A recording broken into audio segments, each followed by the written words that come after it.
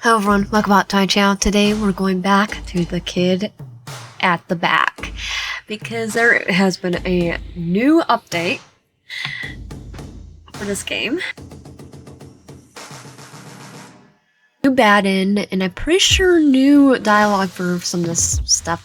So I think I have to go for the crow's route again and then go for the bad route. Let's go. Note, this game is still in the development and complete. If you have errors to report, please feel free to send it here. This game contains includes dark themes such as death, murder, assault, implied abuse, and other sensitive topics for some audience. You may see the full list here or the game's main menu. By agreeing to these terms, you are here by allowing yourself to indulge with the game with full understanding and are able to differentiate between fiction and reality. Are you sure you would like to proceed? Yes. It was many, many years ago, in a kingdom by the sea. The maiden there lived whom you may know by the name of Annabel Lee.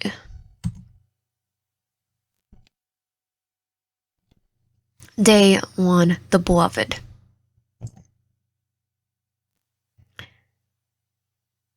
As class dismissed, by our next meeting, I need a full report on everyone's poem that they have been haven't chosen. Oh, it should be have chosen.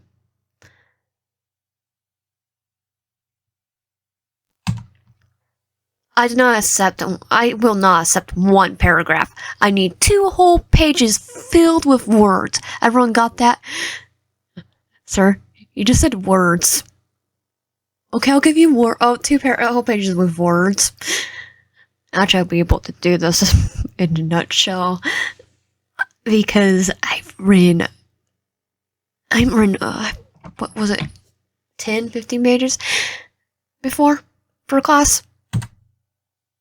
The classroom broke into the series of "Yes, Professor," with some spare no time of packing their things, eager to be dismissed and disregarding the teacher altogether.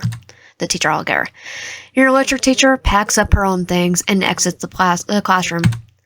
The moment your literature teacher left, the classroom broke into small groups, as each student gathered up to meet their respective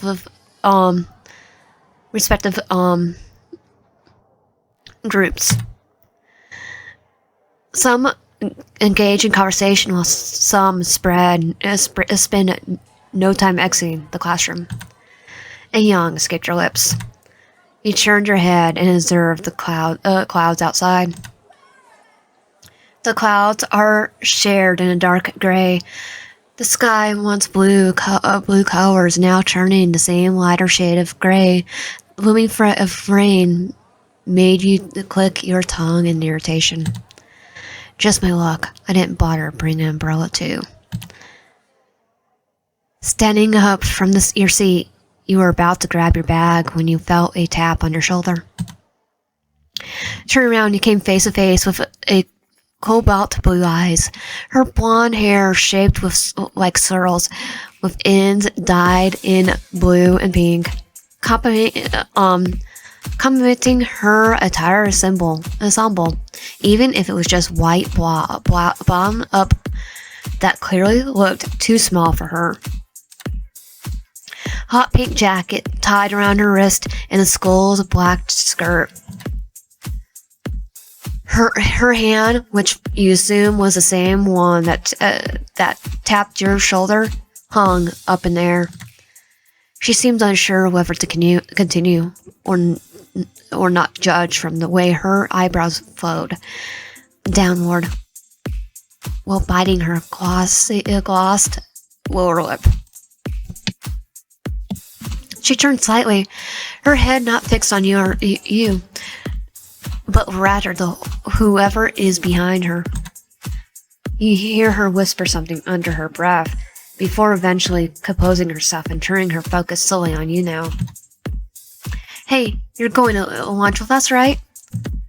I mean, you should. I usually don't see you in the cafeteria often, so you must not be eating properly. How can you keep up with classes looking like that?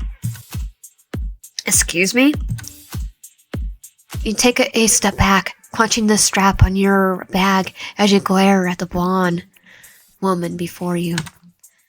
Who was this woman? Who does she think she is? Judging from the woman's expression, she finally came to realize the words that came out of her mouth. Brittany. A familiar voice interrupted the two of you.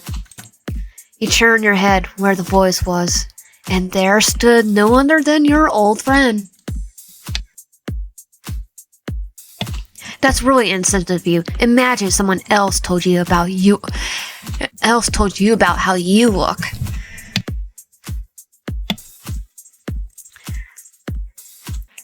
His femoral orbs are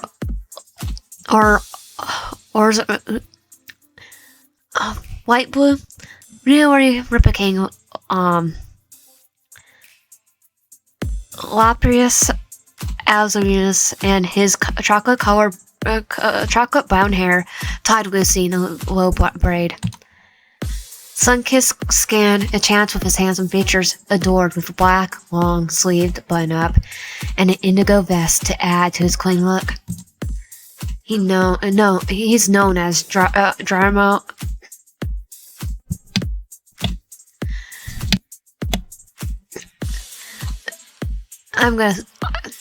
I'm just gonna call him Carl. Forgot Dryo Ichabod. I know Ichabod. Crow for short, the class representative and a close friend of yours. Well, the only close friend you have. Crow made his way to your side with a hand on his hip. He repalanced the blonde-haired woman next to you, and said woman just shrugged her shoulders. He placed a hand over your being heart. The close proximity between you two caused a blush to appear in your cheeks. No matter how many times you get close to him, or him getting near you, you never get used to it. His whole aura just gives a warm feeling in you, the butterflies in your stomach, flashing and raging, begging to be released. Yeah, you may have a bit of a crush on him. The woman named Brittany just rolled her eyes, seemingly used to Crow's reprimands. Well, you're the one who insisted on me initiating the talk. You should have done it more nicely, you know? Like a simple invite alone.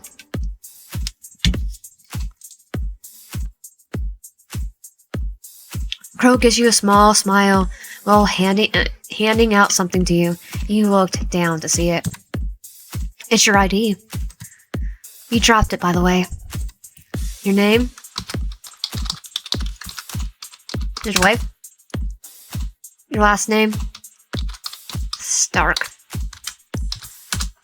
The ID shows your... Okay, here. No,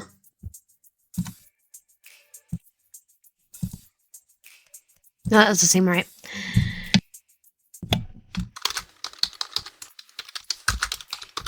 Oh, yeah, I can't do wave. I forgot about that. Stark.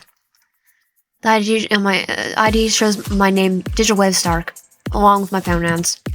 She, her. Your ID at your... You stare at your own ID picture and you see yourself more. Boom. You use feminine terms and will be called girl, woman. You look at your ID picture, seeing a young woman entering your name with your eyes. I mean, you can look for them and be neutral or masculine or feel.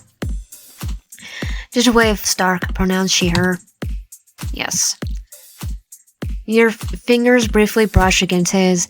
You bit your lip, then mutter a small thank you before pocketing your school ID.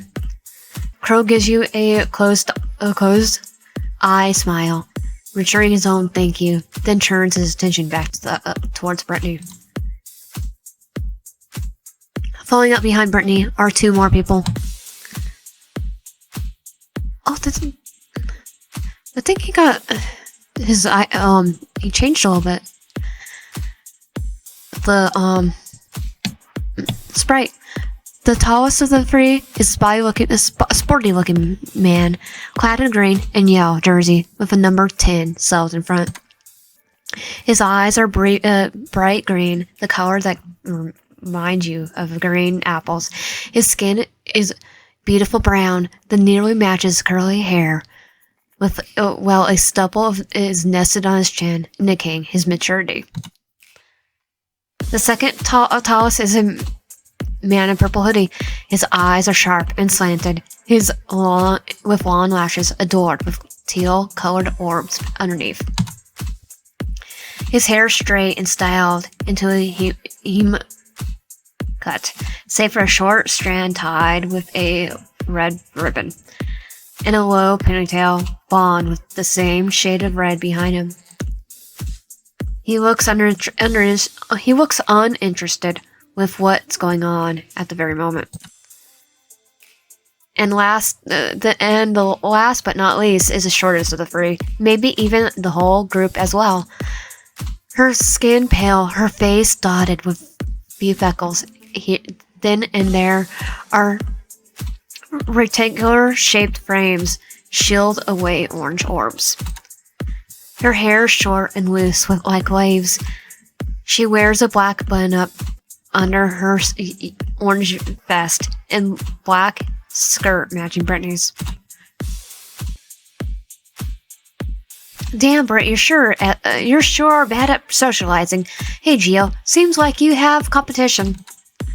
The tall jock, clad in yellow and green sports jersey, lets out a loud laugh, causing some students to turn to look at him.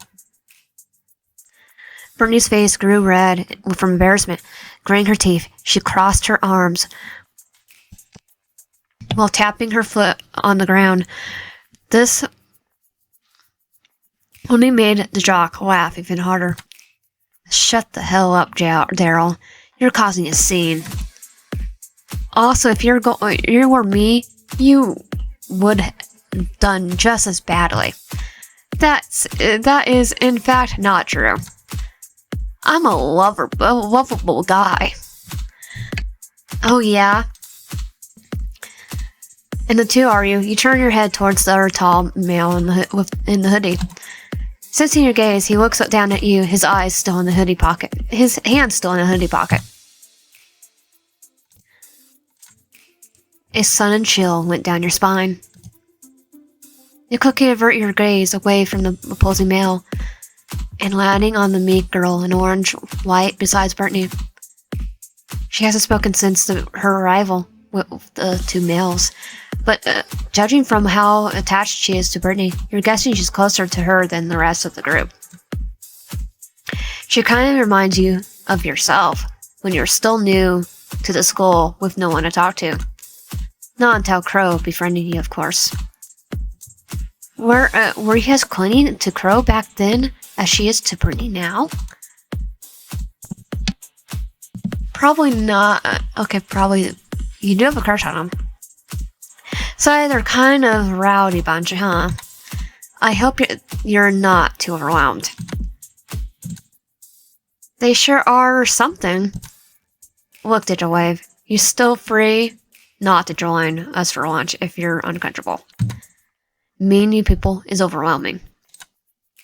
I just want to let you know that I respect your feelings and that that you matter, Digitwave. Crow assures you with a worried smile on his lips. You turn back to the group. The tall jock named Daryl now bothering Gio with an arm around his shoulder. A visible irritation on Gio's face did nothing to assuage Daryl's happy-go-lucky personality. Bertie leans on the desk with her arms crossed, striking a conversation with the other bisexual the girl with the glasses next to her. What's her name? I didn't seem to catch it last time. Crow glanced at you.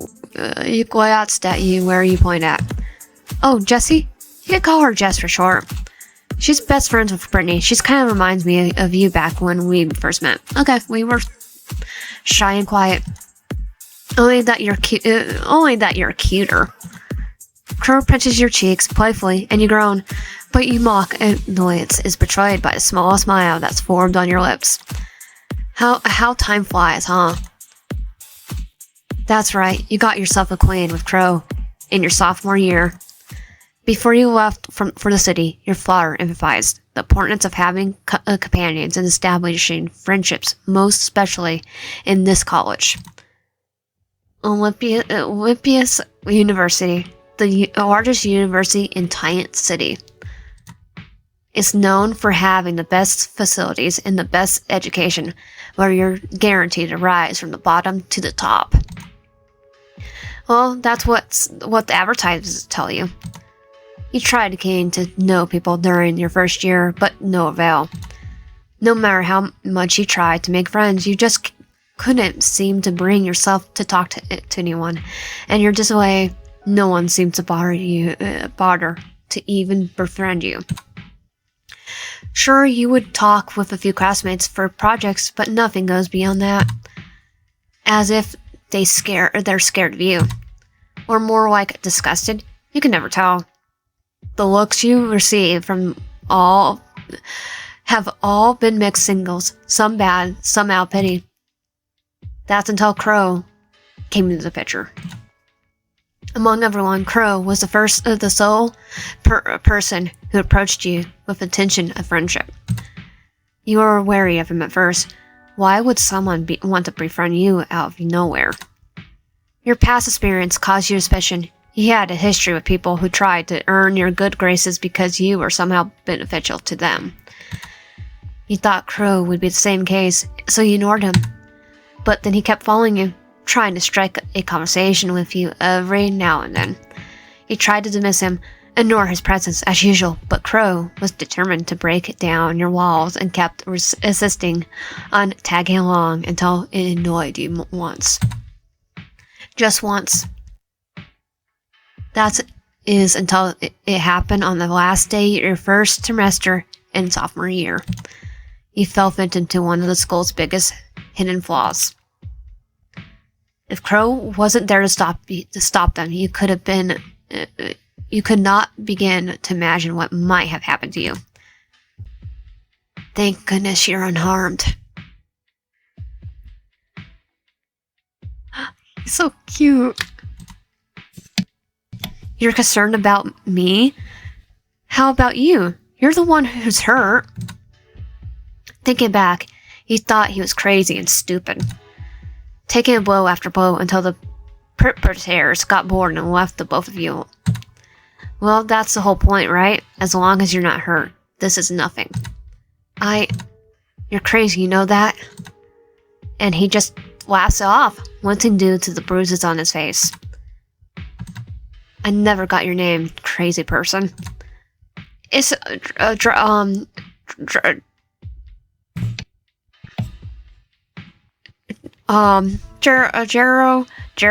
Ichabod. But you could just call me Crow. Nice to meet you, Crow. I'm Digital Wave. You brought him to the clinic that day and became inseparable ever since. Right after that incident, Crow promised to never get in fights again and continued to keep his word on it. You really owe it to him. You look back at Crow. He tilts his head. Something on your mind, Digital Wave? Nothing. Just happy that you're my friend. He looks at you with a raised eyebrow, probably surprised at how rounded your thoughts seem. He didn't say anything as he let you your words sink in. His usual gentle smile appeared on his face. Crow inched closer to you, indicating that he feels the same way. Brittany must have taken notice of the amount of time wasted in talking and arguing as she turns to you one last time. We talked a little bit too much. We'll end up not getting any seats if we keep this up. So, are you coming with us or not? Caught up in your little daydream about the past, Brittany finally spoke up. Catching your attention, you look back at Crow, recalling his words. Don't force yourself to join if you're still uncomfortable. So then you decide to... Oh, we could do... There's more?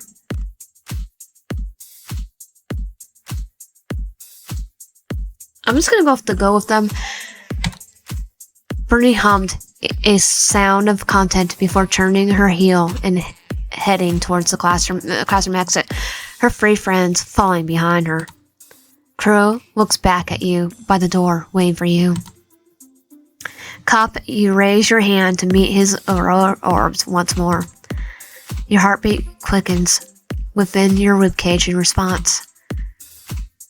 She's like side-eyeing us. You two stop ogling each other and hurry up. Brittany's exclamation made the both of you jump. You merely look down, using your hair as a curtain to hide your reddened face, Crow just rubbing the back of his neck. You two eventually follow behind Brittany and the rest of the group towards the cafeteria. The cafeteria is loud and crowded. Tables are filled with students, while the rest are lined up in the counter grabbing their lunches. The groan escaped Brittany's lips as she looks around for any sign of a vacant table you all could share. What a great time not to bring lunch, huh? Next time I'm preparing my lunch the night before. I wonder why it's so crowded today. New lunch menu, perhaps? It seems like it. Everyone's going ham for it. We'll be left with nothing unless we keep standing around here. We'll be left with nothing unless we keep standing around here and loitering.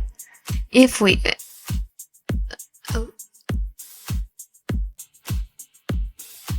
We'll be left with nothing else if we keep standing around here and loitering.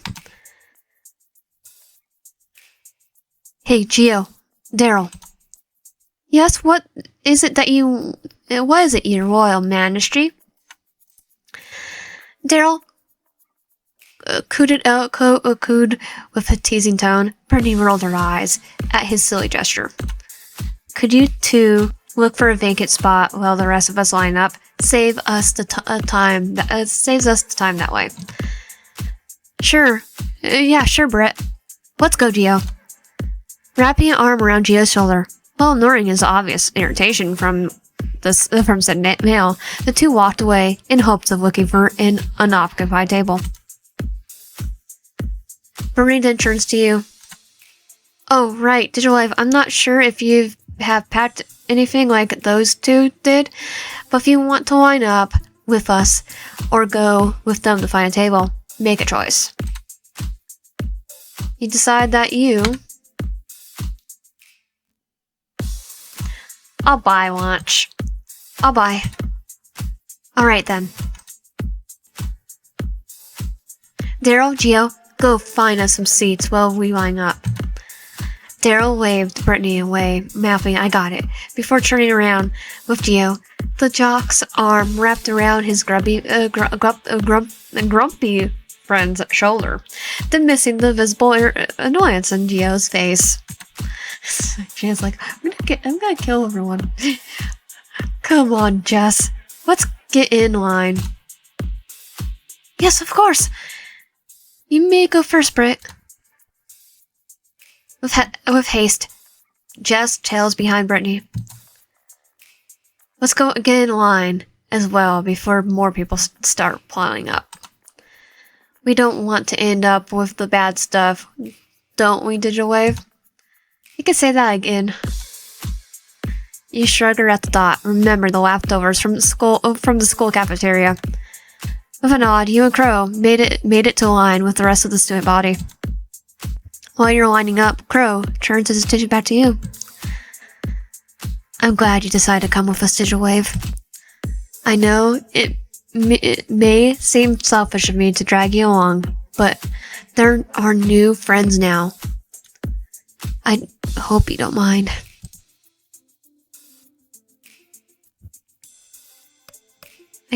What should I say?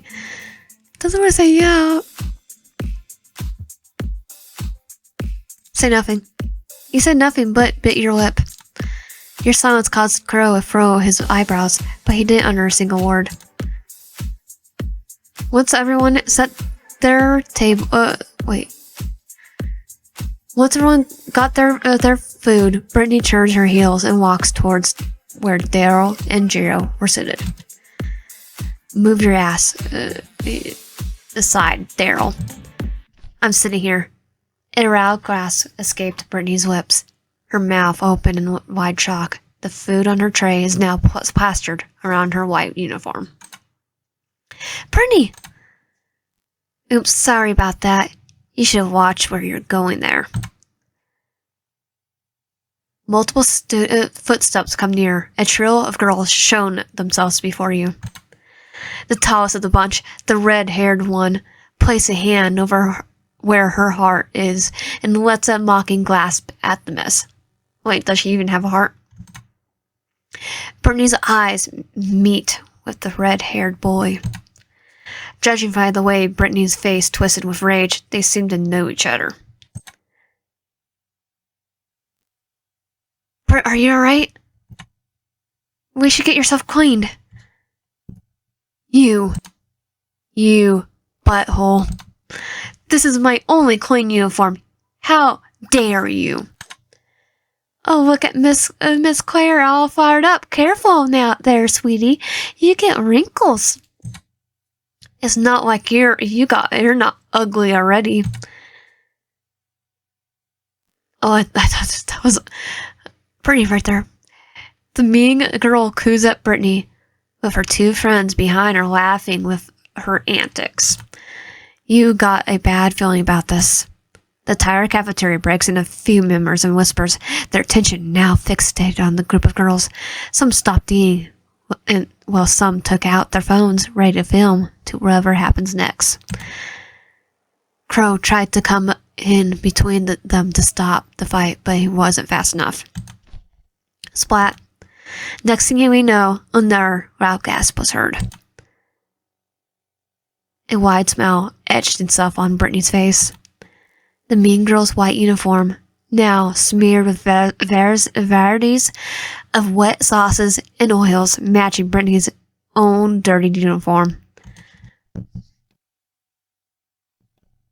Jess's face filled with shock. The food from her tray is now gone. Just ruined your friend's food. Take that, you crap stain. You. Food fight. The moment Daryl howled those words, the cafeteria went into a headache frenzy. Food and drinks started flying across the area. Each student started tossing whatever they got in their hands on. And are those trays? Did you wave? Everyone, stop this madness at once. A sudden wave of pain made its way for your head. And the last thing you saw was Crow standing out, calling out your name before passing out. Where am I? Oh, you're awake. Thank goodness. Crow?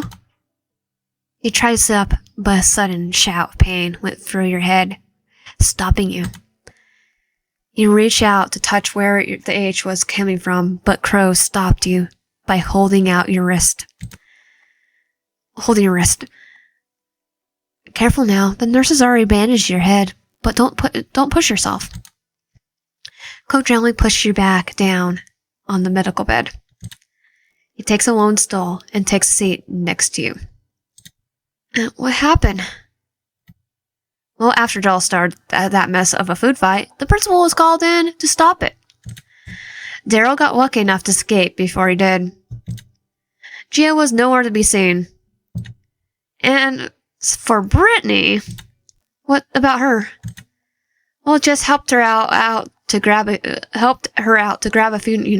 new uniform from the principal's office.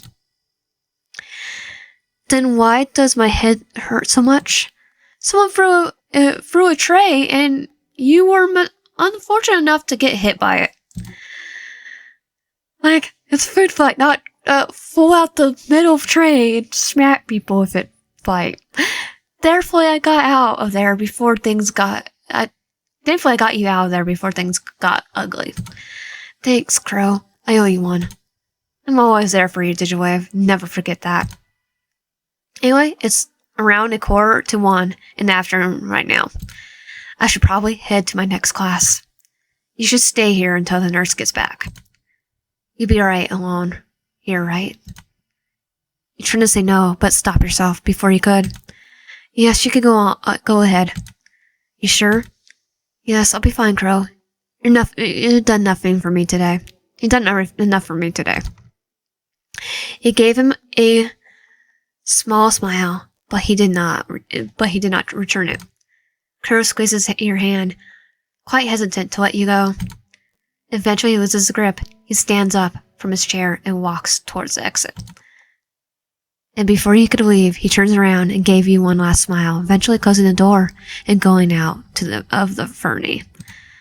You groan and lay back down on the bed, feeling the bandage on your head. At least the pain's slowly dying a bit. Hope it didn't leave a mark on my head. I guess you came face to face with the edges of one of the metallic trays. Since when the trays hurt that much? Since someone threw it at you? Then again, there were athletes in this area, Daryl being one of them. Just then, he heard the doors opening, the nurse voice echoing through the room as the click of her heels got louder as she drew closer.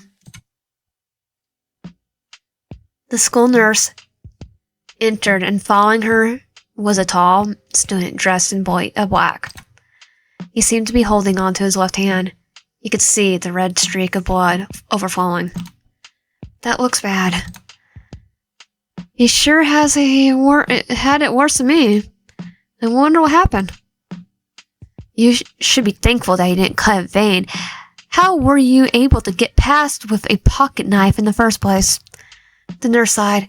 It seems like she got her hands full with another student. The lawyer, however, didn't say anything as he let out a small hiss when the nurse dabbed some disinfectant on his wound. He stood up slowly, careful not to hit your head on anything else before stealing a glance at the student and the nurse. Your eyes meet with the reddish-orange ones. Your heart raced as you feel the heartbeat quicken. Your heartbeat quickened. What an unusual color. They remind me of a setting sun. The nurse, finishing up, wrapping around his wound, a blotch of red, slowly seeping out and standing the once white bandage. However, his gaze is still fixed on you. The nurse follows his line of sight and finally takes a notice of your conscious figure. Oh, you're finally awake, Miss Stark. He approaches you with a ball of painkillers. She took one of the transparent tablets on the walls before handing a bill to you. Cabinet. How are you feeling, dear? Does your head still hurt? It's slowly dissipating, ma'am. Thank you. She hands you a pill, and you take it from her down your throat. With water for me. You're free to stay here for a while, Miss Stark, but you need to return to your class as soon as you're feeling better. He gave the nurse a nod. She's in turn, hummed in approval, before going back to the tall male in black. As for you, Mr. Bergamasha, if ever your bandage gets dirty throughout the day, don't hesitate to come back, and I'll reply it with a new roll. The tall male hummed. He turns on his heels and made his way towards the exit before pausing. I'll return to my class now. Thanks for patching me up, nurse. The taller student gives you one last look with his fiery red eyes before making his exit with a click of the door. The nurse lets out a sigh, rubbing her temples, feeling a headache surfacing. I swear the child comes here every other day. Him? Oh, you're not classmates with Mr. Bergamissa? Odd, I thought he might know you from the way he was looking at you. Or getting more backstory in here. No, I haven't seen him around. More like he never bothered to look who is around you, since no one would even bother to spare a glance at you. Well, either way, don't get into much trouble like him, alright? That raises a question in your head. Just how bad were the guy's energies that he comes in the nurse office almost every day? That kind of explains why she's been sighing hard ever since he brought the tall male into her office. With an energy as bad as a near stab wound in the palm, you could only take a wild guess. And as much as you are curious to know what transpired, you're nearly late for your next class. Eyeing the clock on the top of the doorframe, you got out of the medical bed. You thanked the nurse and made your way out of her office.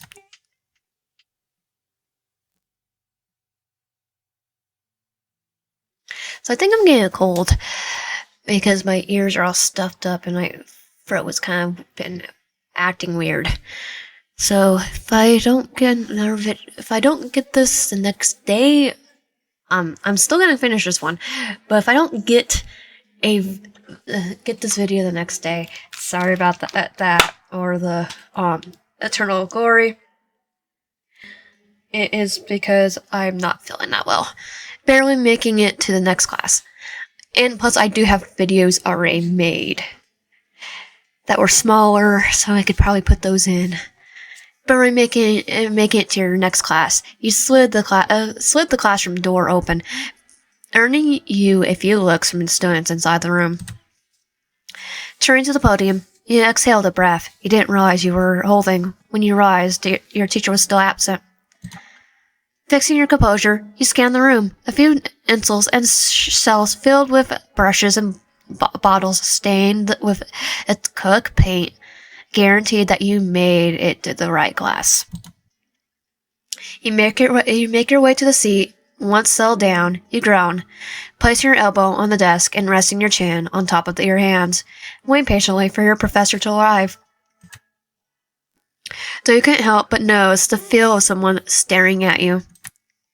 You shook it off, thinking that must have been a lack of sleep. You took a look out the window. Or maybe it's the cold weather. Hearing the classroom door open, your art professor, makes his way inside. His large, round belly standing out, round speckles sitting on top of his nose, and a stereotypical brown beret on his head. Oh, he's one of those. He greets the classroom before starting his lecture. An art exhibit project featuring various areas of art as part of our thesis. This time we are tasked with expressionism. Wait, I have to do a thesis on art? Am I an art major? Because I would do history or English or information like I did. It didn't went for the grad for information. Remember, this is all part of your paper, and not to mention making a name for yourself, of course. Oh. More like taking the credit of students' work and using it to advantage your crappy school. You scoff at the thought. Hope you all got your partner already by this time. For this term, I'm tasking you to create 3 works based on the exhibit's theme. This is where you want to throw your desk out the window. Just out the window, it's like jump. How could you forget? You weren't present during the previous meeting, and you absolutely knew no one in the specific class. Why were you taking art again? Alright, your father was an artist as he was a farmer. Wait, farm's art? It was all for him, and maybe you could make a name for yourself with your works if ever your life as a gardener wouldn't turn out the way it should. I still do history, probably get a job there of history. Just saying. Teaching. All part of Plan B, and if it fails, I got plans C and D. I haven't yet to make up the rest. Or guess I'll die. You shake away your silly thoughts. The problem is now at your hand. You do not have a partner to work with. All I want you to do is go to your chosen partner for this project so I can start examining your task. Eventually you were first out of your seat since your seatmate's partner will be occupying it for the class. You curse at yourself. You could only hope that you're not the only student who didn't get their own partner for this class. But upon looking around, it seems like everyone is calm and collected. Were you the only one panicking here? Unlike the rest of the class scurrying around to meet their partners, you were the only fool who was standing still. No, the only one standing because from the corner of your classroom, there's a single student not bothering to stand up from their seat. Their seatmate had left to pair up with someone else, leaving a vacant spot.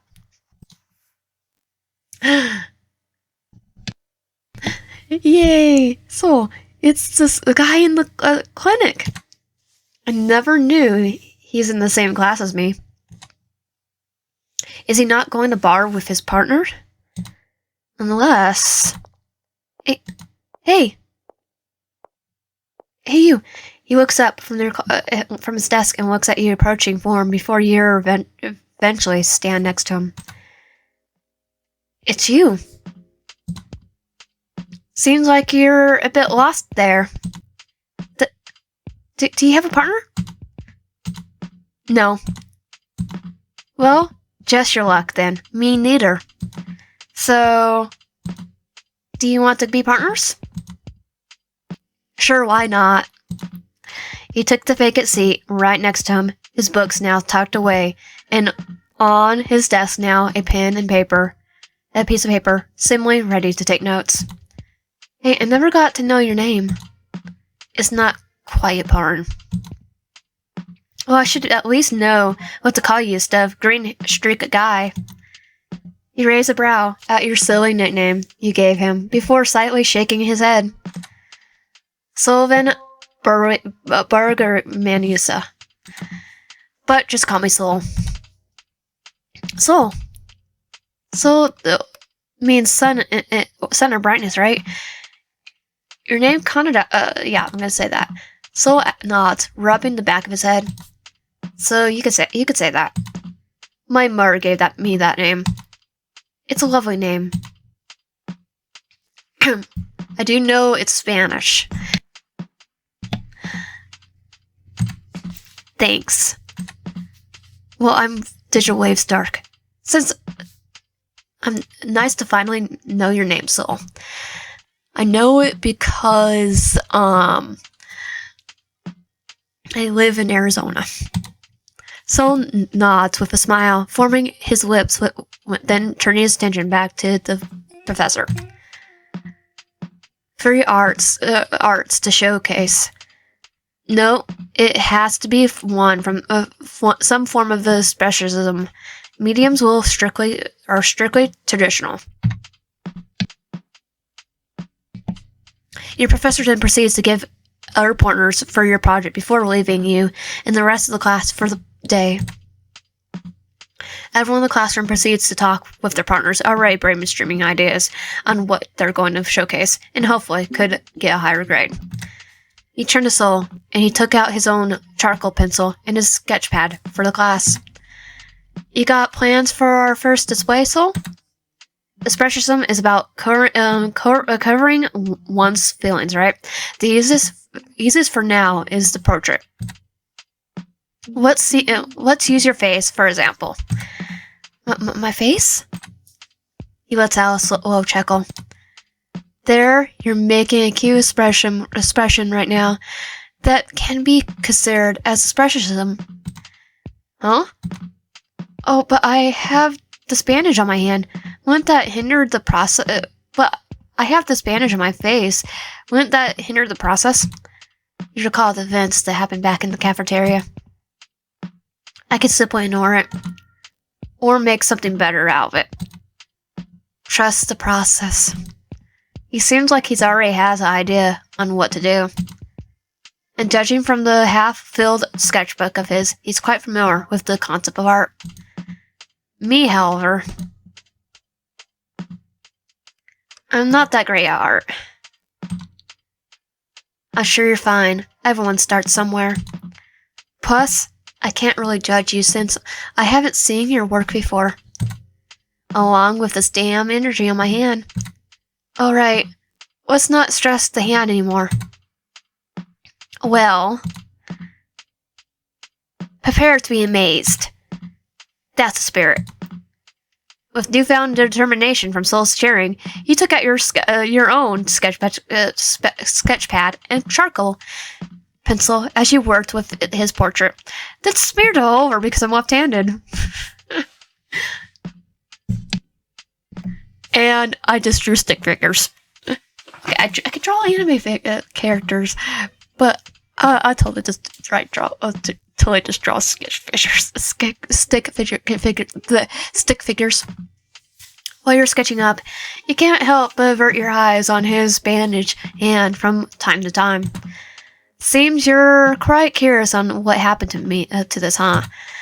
And you weren't slick with it either. You froze when he caught your red-handed, just like the red slipping out of his hand. You stopped drawing. Sorry if that was rude of me. It's fine. It's just unusual for me. Usual for me. I've gotten worse energies than this. He raised a brow at that. Not the worst? If you don't mind me asking, what happened? He paused over his eyes, but opened up to speak. Nothing much. Was minding my own business and got assaulted. I had to defend myself. He talked as if it was another normal Monday for him. Your eyes furrowed. He knows and chuckled. No need to worry about me. All that matters is that I'm still here. But you stabbed yourself. You didn't say anything, however. No, continuing on with the drawing, the movement slowed and now refusing to look at his injured hand. The skull is way more screwed up than I thought it would be. The sound of the skull bell rang across the classroom and through the hallway. You quickly made a few more lines on your portrait before giving up. You closed your pad and proceeded to shove it inside your backpack, earning you a confused look from your partner's face. Not even going to show me what you made? It's not done yet. That's never bothered me. Can I see it? Wait. How about a small deal? I'll show you once I'm done with the portrait, and you still need to draw me once your injury gets better. Sounds like a plan? You say with a wide grin on your face, trying your best to convince the male. He stares at your face for a short moment before eventually leaning back on his chair, arms crossed, nods along with your deal. Packing your things, you and Soul continue out the hallway. Do you have a phone? We should just change numbers and update each other so we can do the next two more tasks. Soul then takes out his own phone and asks for your number. You recite it out as he inputs it in his phone. Let me try to send you a message. You nod and look at your phone screen and saw a new notification from an unknown number. This must be Soul's. Sup? You type so differently from how you look. From the corner of your eye, you see Soul's eyebrow raise in your text. What's that supposed to mean? Nothing. I'll say, looks don't mean anything. You chuckle, he rolls his eyes. Your stare lingers in Soul's face. A smile is emblazoned in his hands and features while he looks at the block of text in his phone. You bite the bottom of your lip as you recall the events that happened today. Mostly meeting new people. First formerly meeting Crow's group, and now meeting Soul. Back then, you struggled to form friends throughout college. That you were convinced that you would be graduating without making a single connection, which would undoubtedly disappoint your father, and you were ready for it. You thought to yourself, there are odd people, eccentrics at best, most. All misunderstood people, all human, all the same. A sudden wave of determination washed over you. With a hand on your chest, you stare at Soul's orbs, making him tilt his head slightly. So I want to be friends with you. We're friends with the Yandere first, huh? I could sense the people tend to misunderstand you and your overall personality.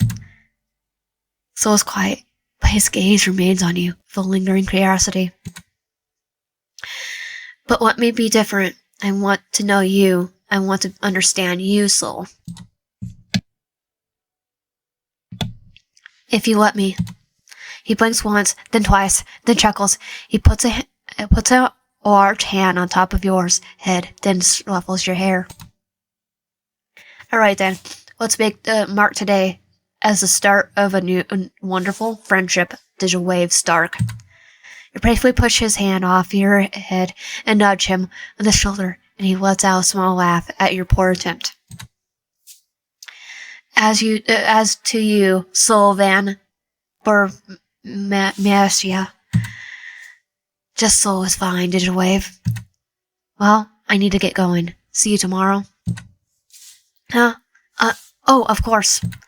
See you tomorrow, Digital Wave. Giving Soul a wave goodbye, you make your way towards the school's exit. Hee hee. My darling. My sweet darling Digital Wave. See you later, pumpkin. I absolutely love the fact that now you can actually see that he's a Yandere.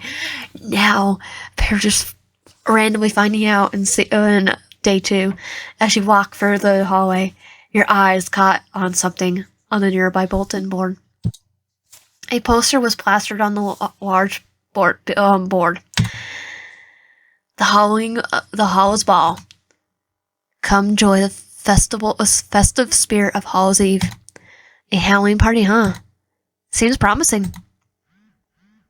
A sudden small vibration comes from your pocket. Curious, you took out your phone, expecting another message from Soul. It was from Crow. Your heart leaped from your chest, recalling the events that happened earlier this afternoon. Can you meet me after class? I'll be at the front gate. You didn't send a reply. You turn off your phone and quickly make haste to the exit. You approach the school's gate, keeping an eye out for your friend. Sure enough, there's Crow, in all his glory, posture straight with his arms held high behind his back, his bag neatly placed on the floor, and his foot tapping on the concrete floor nervously. You yourself were convinced, growing nervous with each step as you as you drew closer and closer to him. When you reached his side and made your presence known with a small grin, you noticed the way Crow's eyebrows raised in a mild surprise, as if not expecting you to actually show up before him. He cleared his throat before composing himself properly, his body now facing in your direction. You want to see me? Yes, Lifting his bag from the floor, he slings a strap over his shoulder and offers his hand to you to take. I'd like to take you somewhere.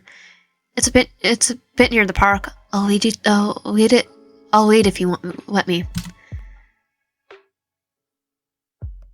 Take his hand. You take his hand in return. Code wraps his fingers around yours. A nervous smile melts into genuine and happier one before he leads the both of you away from the Skull's Gate and to the streets. By the time you and Crow made it to the park, it was already sundown, and stars slowly started painting the sky. Is this a place where you're trying to lead me, Crow? Not quite yet. Come here. You follow him for the thicket of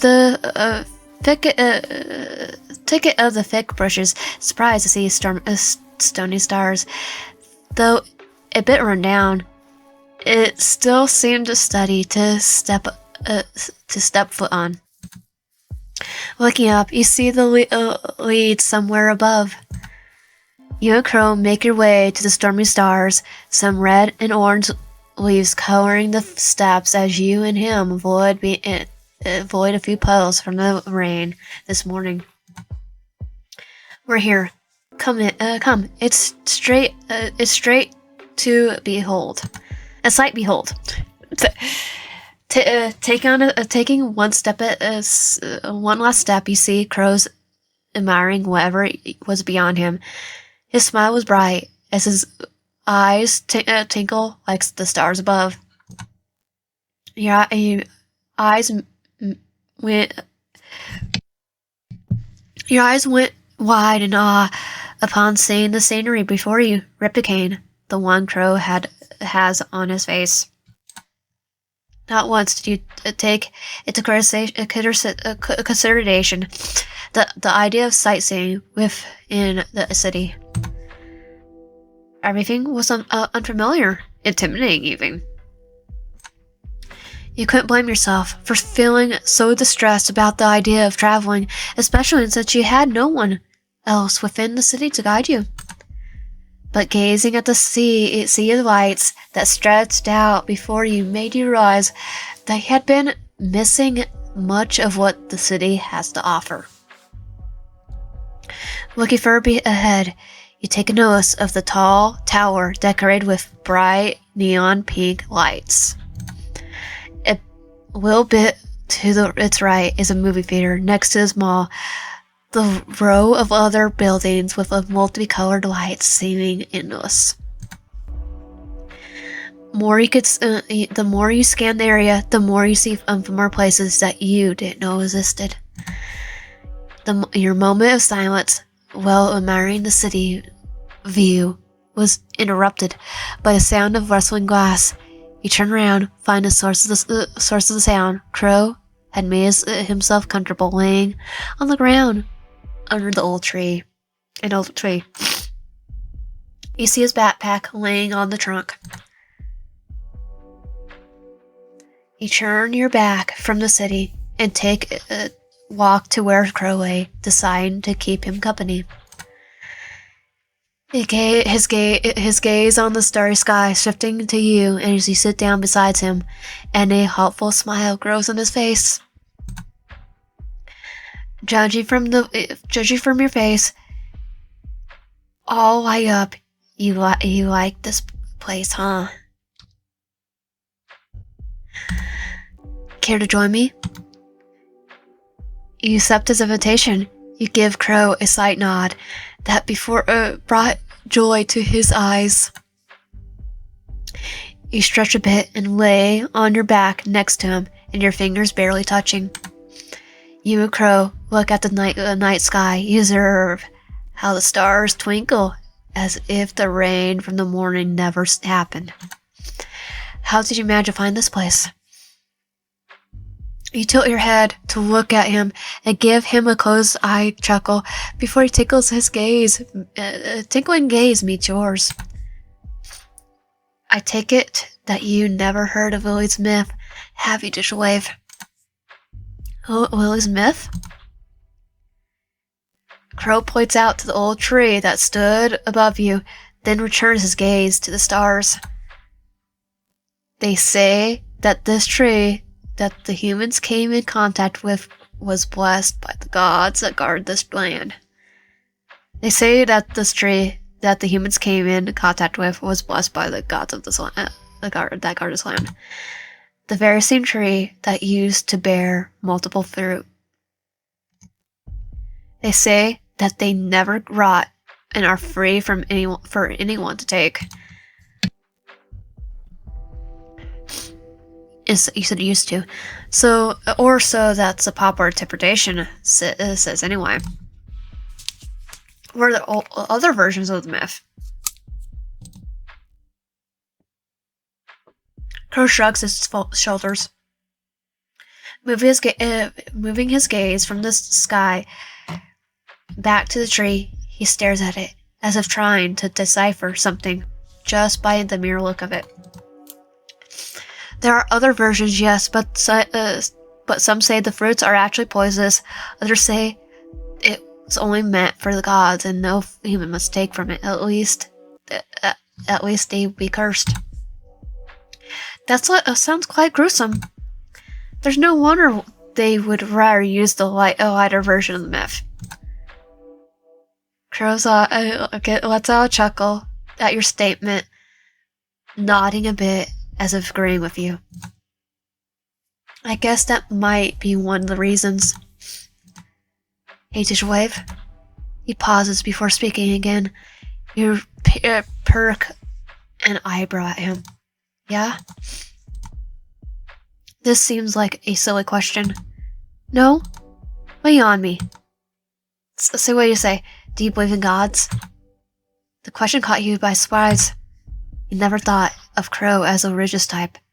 Merso be interested in gods, or maybe he's just curious about the idea of them. It must be the best moment to know for sure. I do. The very beings that blessed our land and soil. Back in my hometown, we would go to the worship with other village patron goddess church and pray for good harvest. You recall your visits from the village temple with your father. Being regulars, you visit enough to point out where you became friends with some of those who reside within the church. Every time you dropped by to worship, you and your father would offer your healthiest crops to them to thank your patron. You hadn't gone to church for a while, probably because the city doesn't have a church for your patron identity. Your goddess had more followers near your village, all the way to the south. Crow gives you a nod of understanding. How about you? Oh, I didn't even...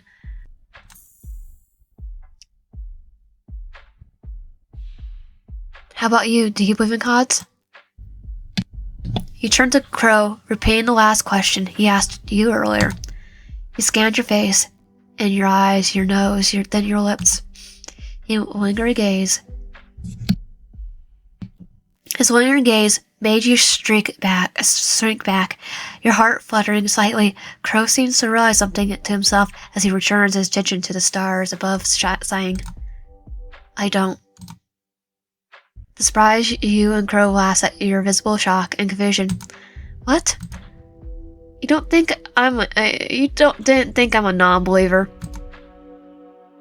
If I had to be honest, no. Why so?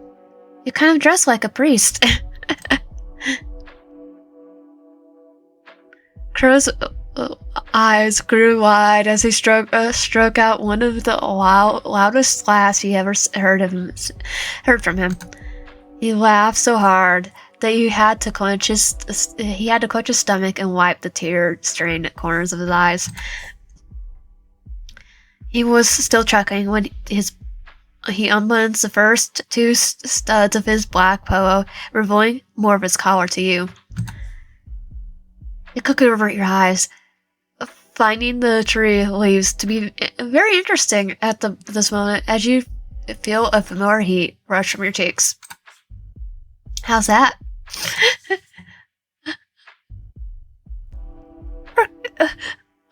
Ichabod! At least it feels like I'm seeing the Victorian woman ankles for the first time. Co grins at your reaction. It took both of you a few more seconds of going back and forth with him teasing and you ripping him before you finally calmed down. The next few moments were spent with you pointing out the stars and Crow teaching you the constellations with a gentle whisper-like voice. You both fell silent, basking in the peace of the night. As the silence prolonged, Crow fell deep in thought. About today's wave and about the guys. So we're moving to the conversation next, huh? I gotta be honest, Daryl put me on this little hangout while I was feeling down in the dumps. I think I do have to thank him for forcing me and actually gave me the courage to talk to you after class. He was out of breath. He didn't know he was refusing to meet your eyes. I just don't know if I upset you by suddenly dragging you into this group. I probably should have told you about them a long time ago, huh? I'm sorry, Digital Wave. You bit your lip. You suspected that you might have upset Crow by making him think you didn't like the group's presence at all, and that he forced you to bend to his will. One thing you know about Crow is that he's never the type to demand, to control, to be a king, to be a tyrant. You didn't do anything wrong, Crow. In fact, I should be the one to apologize. He spoke up without thinking. Crow turned his head to look at you, his gaze swirling with confusion at your apology. I'm sorry for making you feel bad. I didn't mean to be upset. You saw your lump in your throat, trying to best to hold the tears from that were afraid to spill. I just thought that you forgot about me after. They're amazing people. Brittany is pretty, Daryl's funny guy, Gio's so cool, and Jess is loyal. They're a great group. And most importantly, you're amazing, Crow. You're all amazing, but not me. I'm just not sure if I could ever be a part of the group. You were always hidden in the shadows, no matter how much you tried to fit in. You're never to be considered. People treated you like someone to toss away, someone to use. You're worth nothing but extra. That's what she always tells you. You couldn't hold it back anymore. The sob escaped your lips, your vision slowly burning as you feel wet droplets of tears finally sliding down your cheek from your eyes. For a moment, you saw panic in Crow's expression, suddenly not expecting you to burst into tears. He reached out to hold your hand. And suddenly you feel a pair of arms circling around you, and he pulls you closer to him, letting you sob on his shoulder. He says nothing while rubbing a hand over your back, allowing you to cry, not caring about his clothes getting wet from your tears. Once you calm down, Crow rests his hand on your back, not letting you out of his embrace. You're amazing, Digital Wave. I'm sorry I never get to tell you that no matter how many times I thought of it, I just couldn't see it seemed to get the words. But you're amazing in your own way, Digital Wave. You may not know it, but you're beautiful, you're funny, you're quite a phenomenal. You can feel vibrations coming from his chest, from his chuckle he emits. Heck, you're the funniest person I know. And I am saying, Digital Wave, is that you're amazing. You have no idea how much tears you shed tonight. Sometimes you feel like it's silly and childish to cry over what was probably a trivial manual to some, but the urge to sob returned after hearing those words from him. Do you want me to call you the Amazing Spider-Man just to prove that you are amazing? Wait, Peter Parker? Nah. That made you giggle a bit as you wipe your tear-stained cheeks. With whatever strength you could muster, you slowly pull away and lift yourself up. You sit yourself up and hover over Crow. I love the artwork right here. And there you see the very same man that made you cry, but literally doing nothing. His braid came loose. He didn't know when, but his hair pulled around his head.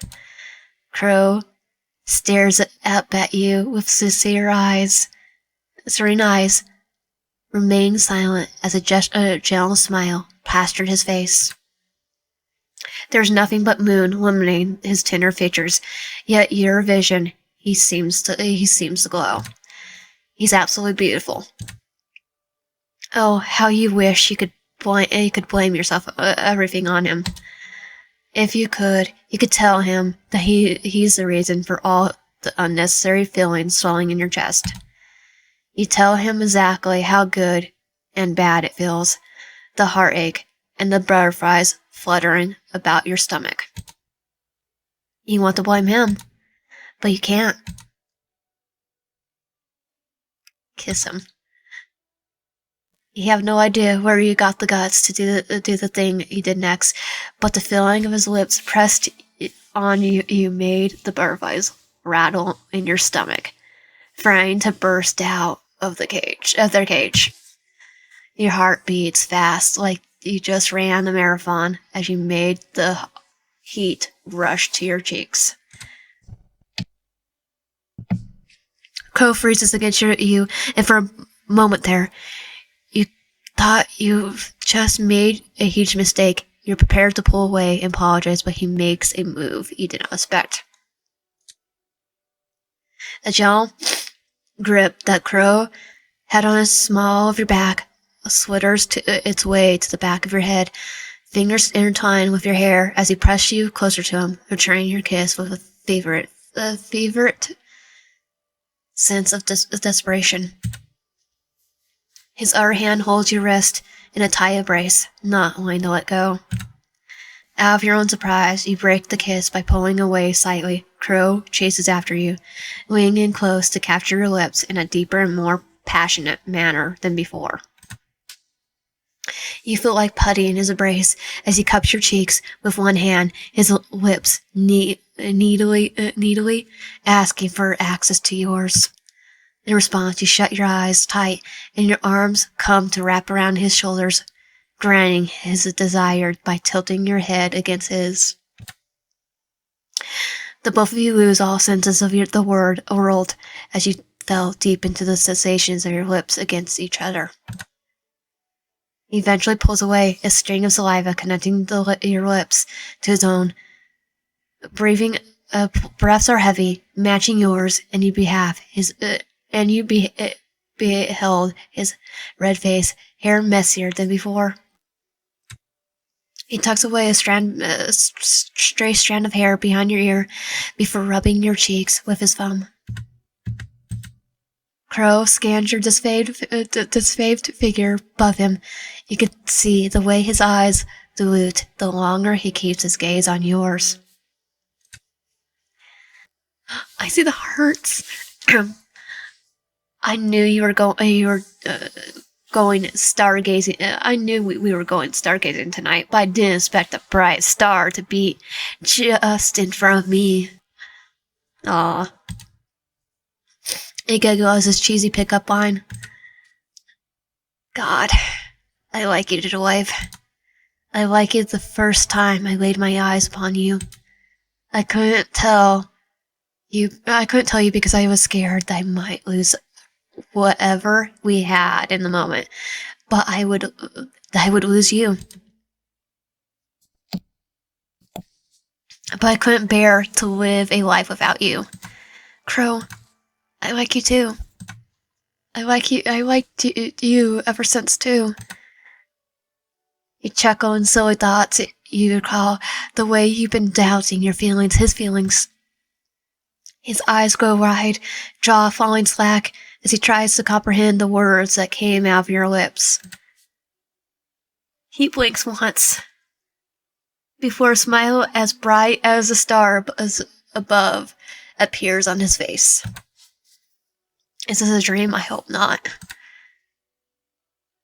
If I'm in a dream, please tell the sleeping me to never wake up. I want to live in this dream forever. Will this convince you it's not a dream? He leaned closer to his face, placing a peck on his cheek. Maybe, but I think this would definitely convince me. He catches your lips swiftly, distracting you when he moves in to bury his face in the crook of your neck to nibble on the soft flesh you grasp. Now people will know you're mine. Hey now. We have a Yandere that's here in this cave, so I don't think Crow, that's a good idea. Crow laughs out happily at your reaction, and you simply roll your eyes. You couldn't stay mad at him. He dusts off the grass that sticks to his shirt before giving you a once over and gently swatting away the leaves on your hair and clothes. You get up, and Crow retrieves his bag, almost forgone by the tree. He looks back at you, taking your hand silently. It was time to go. It was time to leave this magical place. You look at the stars, at how brightly they shone. You gave the sky one last glance before turning away, hand clasped tightly around Crow's as you let him lead you home. Crow walks you to your apartment, knowing that he kept you out late at night. You bid Crow goodbye. After he safely sees you inside, he gives you a wave before turning his head and make his way down the stairs. You close your apartment door and lean on it, heaving a puff of air. You recall the conversation you had with Crow while you walked with him on the street, leading you home. I'm going to give you guys a chance. I'm going to give the guys a chance. I think I judged them too quickly. So I want to do better. I want to get to know them better. If you trust them, then I trust them too. Crow's expression was surprised at your dedication as your determined face reflected his orbs. Crow chuckles at your enthusiasm, giving you a friendly pat on the head. I'm glad you're giving them a chance to wave. I'm sure they'll feel the same. You engage in the conversation with Crow during your walk, the topics not really being of any importance, as you had forgotten them by now. Save for his gentle voice and the occasional fond glance he stole at you. The time with Crow seemed to pass by quickly. You arrived at your apartment complex before you knew it. You make your way to the living room and throw your school bag to the random corner, immediately popping down on your sofa as you turn on the small television. Nothing interesting is going to save you from save for some food commercials and movie trailers.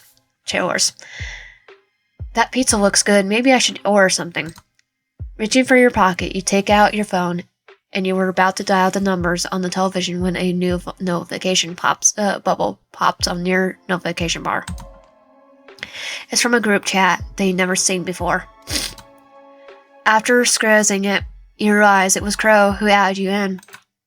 It was a group chat with the rest of his friends. He opened it.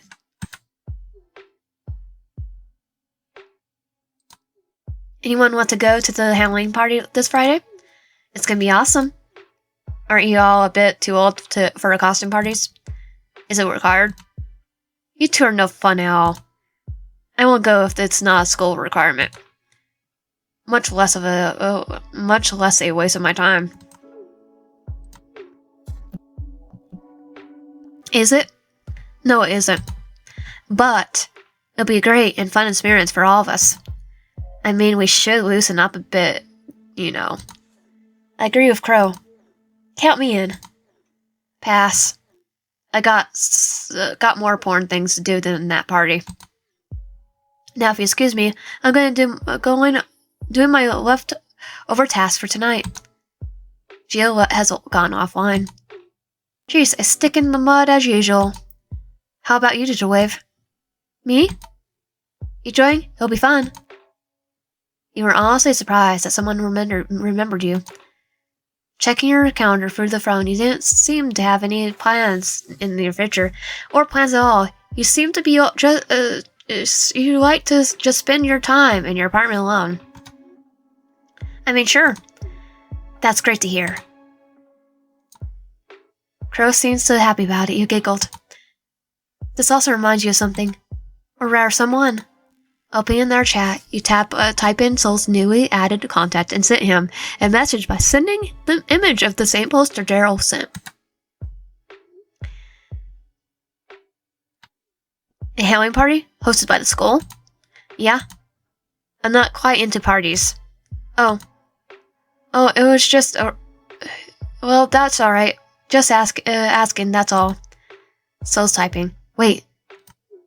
If you're coming, then I'm coming as well. Really? Really? Do you plan on dressing up? I don't know, do you? I mean, it's a costume party, so why not?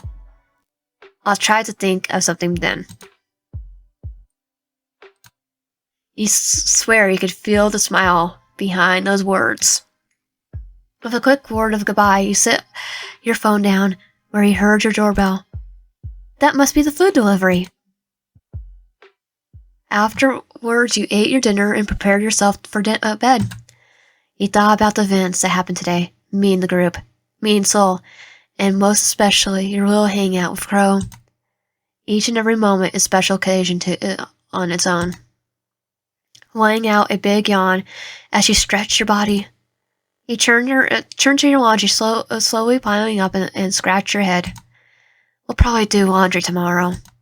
But for now, you pop yourself on the soft cushions of your bed, getting into the comfortable position and slowly dozing off as you close your eyes, embracing sleep as the night goes. And the maiden she lived with no one thought. Then to love and be loved by me, the one who loves. I was a child. She was a child. It was a kingdom by the sea. Day 2, the kingdom. The following day, the first thing you do is look around for Crow. However, when you try asking some students for his whereabouts, nobody seems to know where he went. You tried sending him a message to his phone, but you never received a single reply, much less having your message be put on read. He eventually met up with Brittany.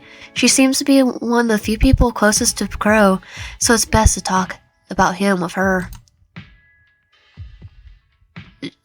Joshua? No, I haven't seen him. Do you know anyone else that might have an idea where he is? Brittany ponders for a bit, with a manicured fingernail as her chin before shaking her head no. What happened to him? I already asked the rest of the guys. Heck, even Gio doesn't know where he is, and that guy is close to the hip with him. But he said he's coming to school today.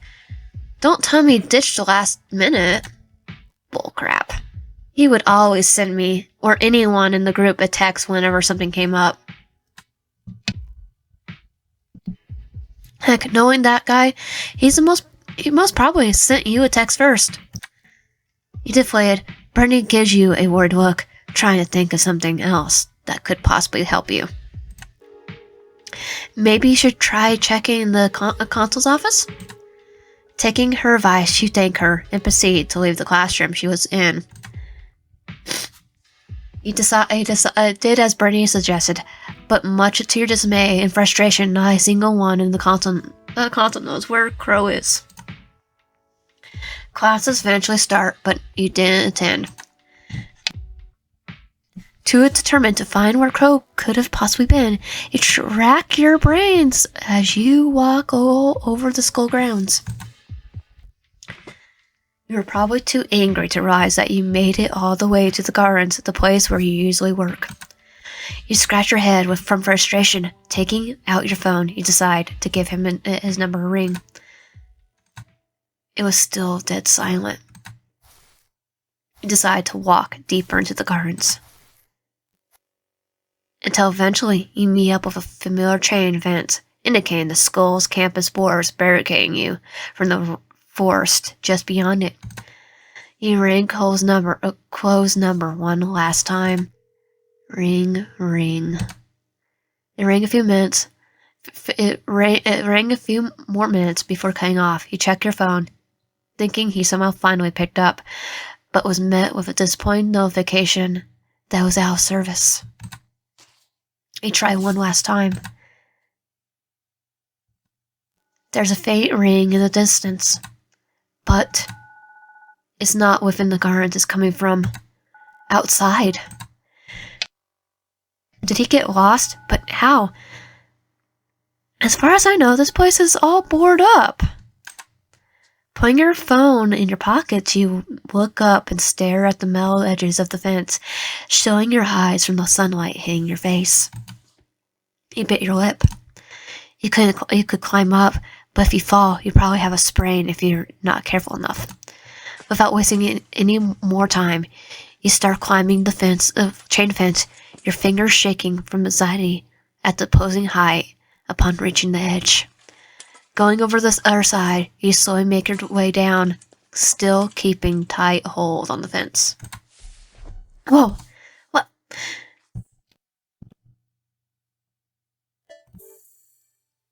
Okay, good thing. I didn't say it. That is until you somehow manage to slip on your footing, causing you to fall down back first. A groan escapes your lips. You back now aging from the sudden impact of the fall, making you lie there and wait for the pain to subside a little. You pat down your pockets and reach for your phone pocket. You feel your heart drop as your stomach as you behold it. My phone. I'm such a moron. You curse, seeing the visible crack on the screen of your mobile device. Turning on, you vomit another string of colorful curses as your phone screen glitches heavily before eventually turning black. Dark. This crap is useless now. Shove your broken phone back into your pocket. You slowly come up to your feet. You look around. If Crow was somewhere here, then you better start looking around. Hopefully you can try to remember your way back to the campus grounds. Your heart beat accelerates as you walk deeper into the forest, but you've never been here. It was uncharted territory, as you didn't know what dangers lurked. You scan the area around you. The thicket seemingly getting thicker and harder to maneuver. You see nothing out of the ordinary save for some overground bushes and the vines crawling on the dirt floor. If these don't get tended to, someone will surely trip.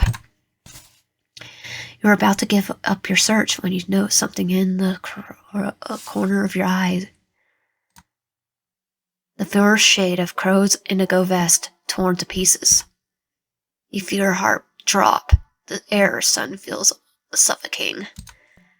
Your legs wobble their way to the torn pieces, hoping it was some sort of concussion or some kind of sick coincidence. But no, it was exactly Crow's vest. Torn and broken.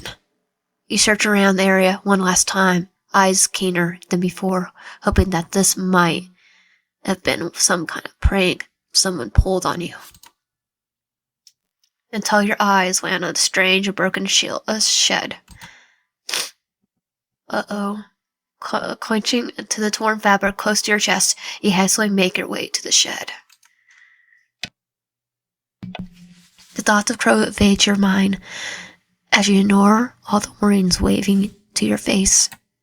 The moment you came face to face with the shed, your nose picked up on something bad. The smell of iron, the smell of blood. Oh, I think our Yandere got him because he was stalking us. He growled the wooden door open. It won't budge. Open up. You look around for something to pry the door open. An axe. Quickly, a lone axe was sticking up on a tree stump. Gathering your strength, you pick up, pried it off the hinges, nearly knocking yourself down with it. Dragging the heavy axe to the ground, the front door, you swing open, breaking the wind door piece by piece until a hole forms into it. The smell is now stronger than it was ever before, making you crunch up your nose. When one last blow, the door falls, scattering pieces of wood, now hanging by its hinges as you enter the room. You feel your soul leave your body. The stench from the strength of your legs disappearing as you drop to your knees, the pool of blood staining your skin. The iron-smelling liquid is thick texture made you feel pure disgust as a shiver ran down your spine. You killed them. No, please. Please. God, this can't be happening. You want to rip your heart out of your chest. You want to burn this whole forest to ash. Before you lays Crow's corpse, his head is barely attached to his shoulders, and you can barely see the grabbing energy left by something sharp in his neck. Blood drips from the deep cut, the red liquid pulling around his lifeless body. His eyes were left open, and you gaze at him, wishing, prying, and hoping that his vibrant orbs would smile at you again. But no, his eyes remain dull, soulless. You murmur his name over and over again, making him get up, ask him to get up, to talk to you, tell you what happened. But he didn't. Hear footsteps behind you, accompanied by the clanking of metal, before something drops to the ground. You swiftly turn around, meeting the eyes of someone you never expected to be here.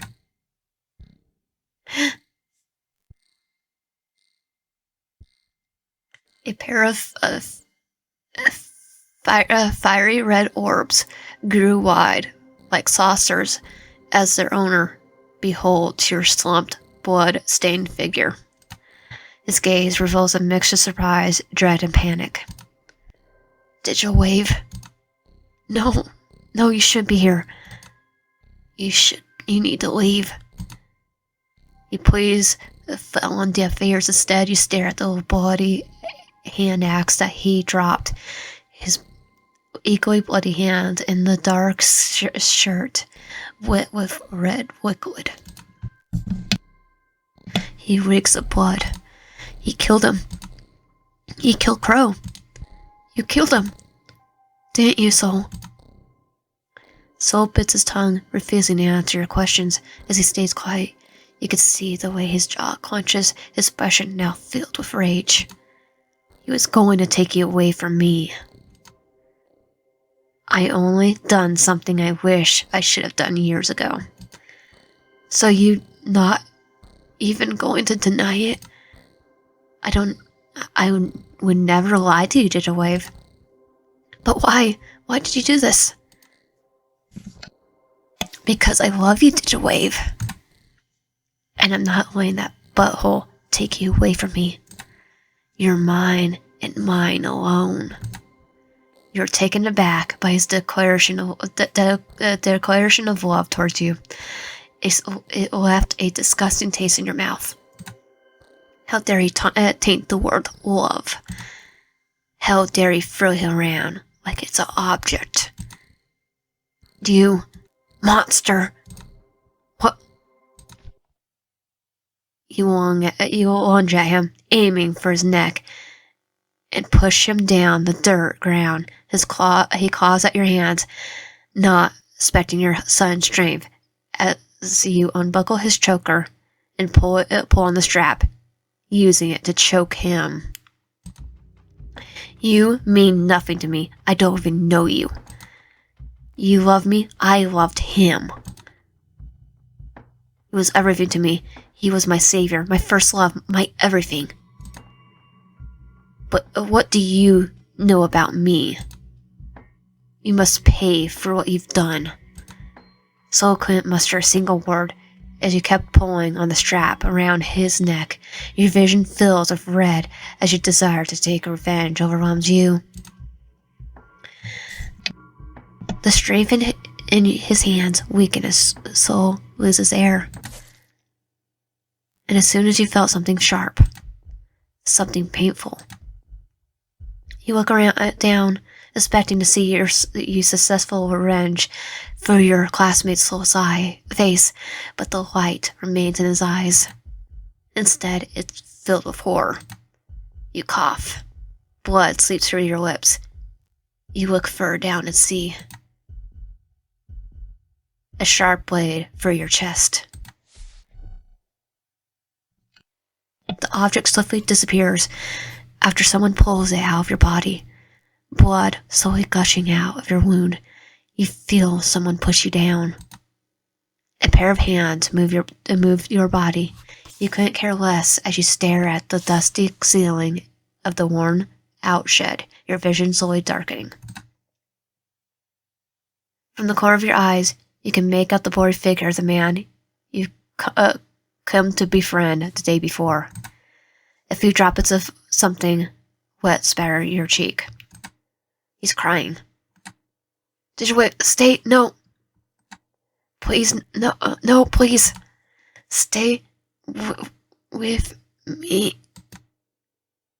Another figure enters your fading vision, and Soul takes notice of them. You recognize the blade in their grasp as they wipe it clean of your blood, your killer. Soul gets into armament with the guy. His muffled screams reprimanding them. You could barely hear the person's response as they calmly speak with Soul. Keeping your eyes open is getting tiring. Breathing is getting tiring. With one last breath, you flutter your eyes closed. And the last thing you could hear was these exact words. No witnesses.